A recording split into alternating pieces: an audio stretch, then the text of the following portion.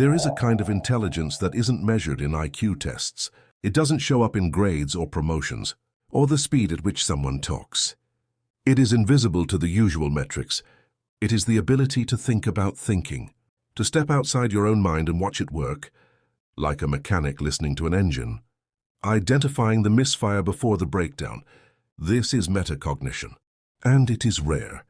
Most people go through life reacting. A thought appears, they believe it. An emotion surfaces, they act on it. The mind is a vehicle they ride without ever looking under the hood. But a small number of people operate differently.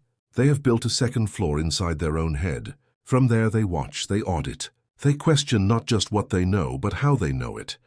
They catch their own biases mid-thought. They notice when fear is disguising itself as logic.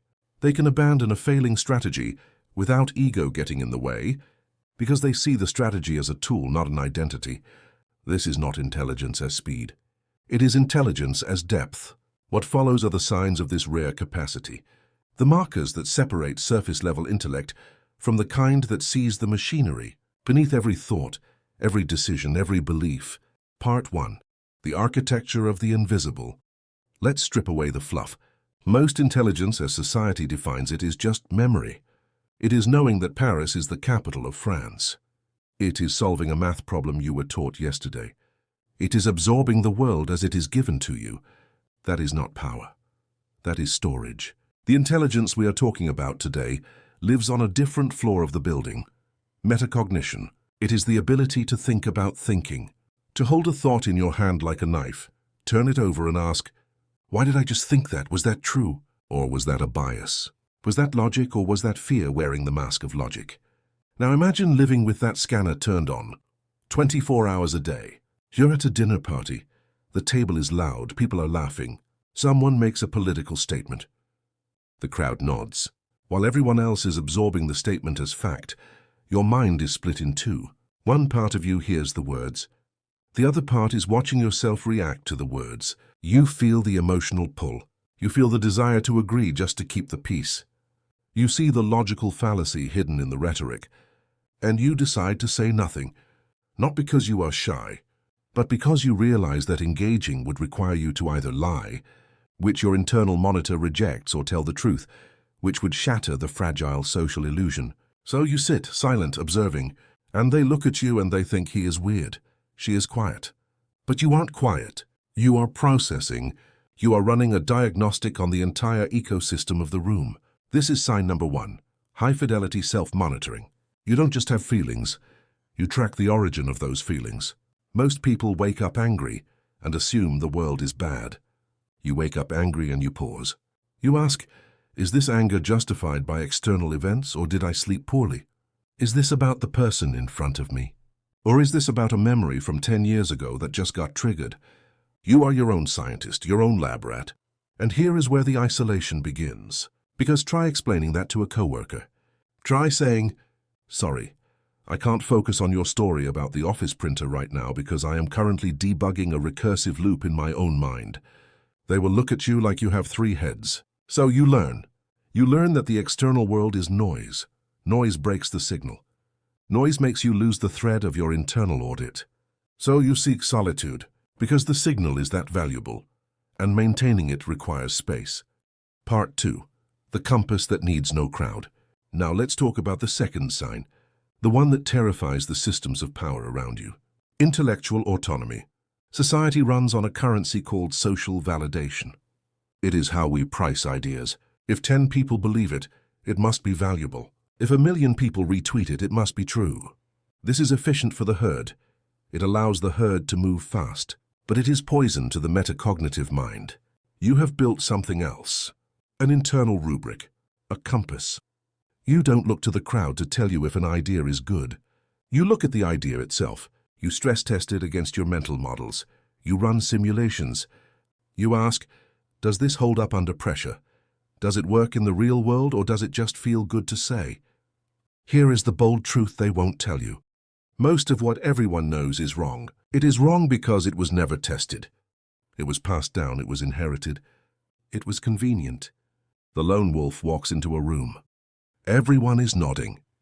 Everyone is agreeing, and the lone wolf says quietly, no, not to be a contrarian, not for the sake of rebellion, but because the internal compass has already pointed north and the crowd is walking west. And the crowd feels that. They feel the weight of your silence. They feel the challenge of your stillness. You are holding two opposing ideas in your mind at the same time. You see the gray. The crowd sees black and white, because seeing gray requires a tolerance for tension that most brains are too lazy to develop. You don't get the mental itch of cognitive dissonance. You understand that truth is often a paradox. This makes you dangerous to institutions. Institutions, whether corporate, political, or social, rely on alignment. They need you to accept the shortcut. They need you to outsource your thinking to the group. When you refuse to outsource, you become a wild card, an uncontrolled variable, and the world does not know what to do with an uncontrolled variable. So it tries to shame you. They always will. Part 3, the toolkit and the fail-fast. Let's get to the third sign. This is where the lone wolf separates from the merely intelligent person. Rapid strategy shifting. Most people approach life like a hammer. When you have a hammer, every problem looks like a nail. They pick a strategy, usually the one that worked last time, and they apply it with increasing force. When it doesn't work, they try harder. They double down. They invest more ego. The metacognitive lone wolf does not have a hammer. They have a toolkit, and they are standing outside of themselves watching. They are playing a game of chess against themselves. When a strategy fails, they don't feel the sting of ego. They don't take it personally. They simply note, Tool A is not effective for this substrate. Switch to Tool B. This is the fail-fast mentality. But it's not a business buzzword for them. It is survival. You see, the lone wolf doesn't have the luxury of stubbornness. They don't have a team to blame. They don't have a boss to defer to. When they fail, it is on them. So they have developed a ruthless efficiency in abandoning dead ends. You will see this in their work. They will be working on a project and suddenly stop. They will sit back. They will stare at the ceiling for 10 minutes. Then they will come back and completely change the approach. To an outsider, it looks like indecision or laziness. Why did you stop? You were making progress. But the lone wolf knows you are making progress in the wrong direction. Progress in the wrong direction is not progress. It is just expensive wandering. Their mind is constantly auditing. Is this efficient? Is this the right framework? Am I using logic here, or am I using emotion disguised as logic? This ability to switch mental frameworks on the fly, to go from analytical to creative, from strategic to tactical, in the span of a breath is rare. It is the hallmark of a mind that has been trained in solitude to be flexible. Part 4, the gatekeeper of attention. We have to address the fourth sign. And this one stings because it looks antisocial. It looks cruel sometimes. Hyper-awareness of mental bandwidth. You treat your attention like a vault, like a finite, non-renewable resource, because it is. Every time you open the door to social interaction, to media, to the news, to the drama of the day, you are letting thieves into that vault. The lone wolf has done the math. They know that 1 hour of shallow, chaotic interaction burns the same amount of cognitive fuel as 3 hours of deep systemic thinking. And they would rather spend the fuel on the thinking. So they become gatekeepers, ruthless ones. They usually don't answer texts immediately. They don't pop by for coffee. They don't engage in the ritual of gossip. And society looks at this and says, rude, selfish, arrogant. But here is the psychological truth. It is not selfishness, it is preservation. Imagine you are a deep-sea diver. You are exploring the Mariana Trench of your own mind. You are finding connections. You are building frameworks. You are solving problems that have been haunting you for years. Now imagine someone keeps yanking your oxygen hose to show you a funny cat video. That is what small talk feels like to the metacognitive mind. It is not that they hate the cat video. It is that the yank breaks the dive. It takes 45 minutes to get back to that depth. And by the time they get back, the thought is gone. The connection is lost. So they build walls. They guard their mornings. They guard their evenings. They create a fortress of solitude. And in that fortress, they process. They take the raw data of the day, the conversations, the observations, the failures, and they run it through the refinery. They extract the meaning. They update the models. This is not depression. This is not avoidance. This is maintenance on a high-performance engine. Part 5, the map of the unknown. The fifth sign is the most subtle. and perhaps the most painful to possess, conscious competence. The Dunning-Kruger effect tells us that the loudest people in the room are usually the most incompetent. They don't know what they don't know, so they speak with the confidence of a god. The metacognitive lone wolf suffers from the opposite affliction. They know exactly where their knowledge ends. They can trace the map of their own mind. They know the territories they have mastered. But more importantly, they know the vast, dark, unexplored territories where their guesswork begins. This makes them hesitant to speak in absolutes. When asked a question, they don't just give the answer. They give the footnotes. They tell you the assumptions they are making. They tell you the margin of error. I believe this is true based on these 3 data points, but I am missing information regarding X, so take this with a grain of salt. In a world that demands binary answers left or right, good or bad, us or them, this nuance sounds like weakness, but it is the ultimate strength. It is intellectual honesty, and it is why the lone wolf rarely gets caught in the traps that ensnare the masses. They don't fall for the charismatic leader, because they are auditing the leader's logic against their own models. They don't fall for the fad, because they are watching the fad's life cycle with clinical detachment. They are the ones who, during a mass panic, stand still and ask, what is the actual probability here? They are the ones who, during a gold rush, sell the shovels and walk away, because they are not looking at the surface. They are looking at the process. Part 6, the weight of seeing clearly now. Let's go deeper, because this is not just a list of traits. This is a burden.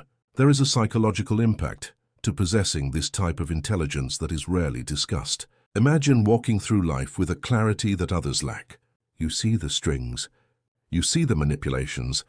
You see the unspoken agreements, the social contracts that no one signed, but everyone obeys. You see the absurdity of the daily grind. You see the performative nature of success.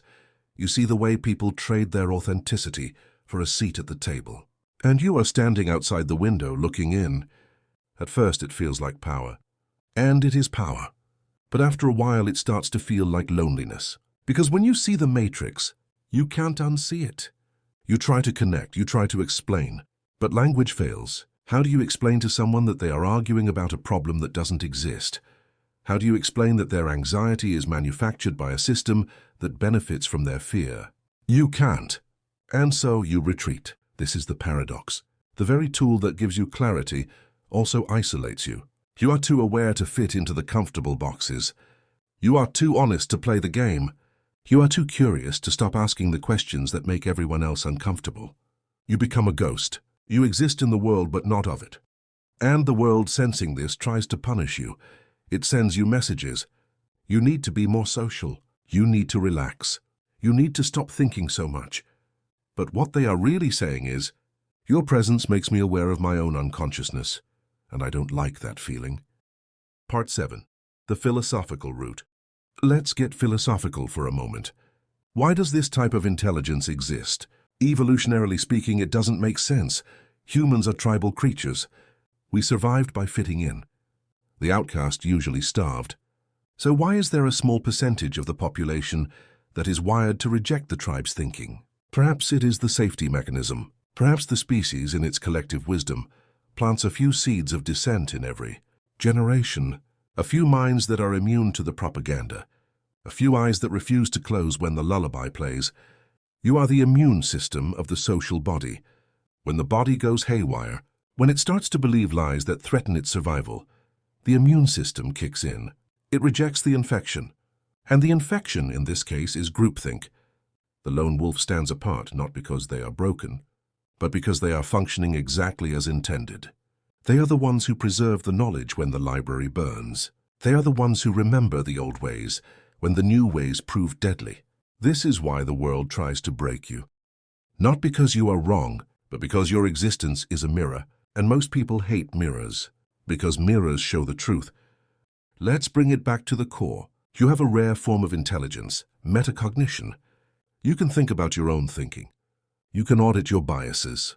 You can change your mind without losing your ego. You can hold paradox. You can see the architecture of reality. But here is the truth they didn't tell you in the philosophy books. It hurts. It hurts to see clearly in a world that prefers blur.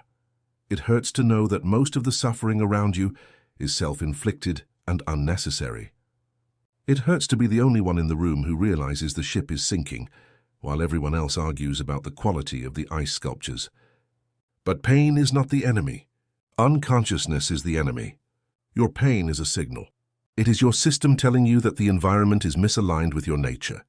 So you have a choice. You can let the pain convince you that you are broken, or you can let the pain convince you that you are needed.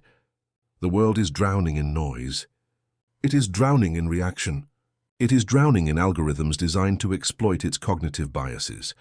They need you. They need the ones who pause mid-sentence to recalibrate. They need the ones who walk away from the crowd to check the map.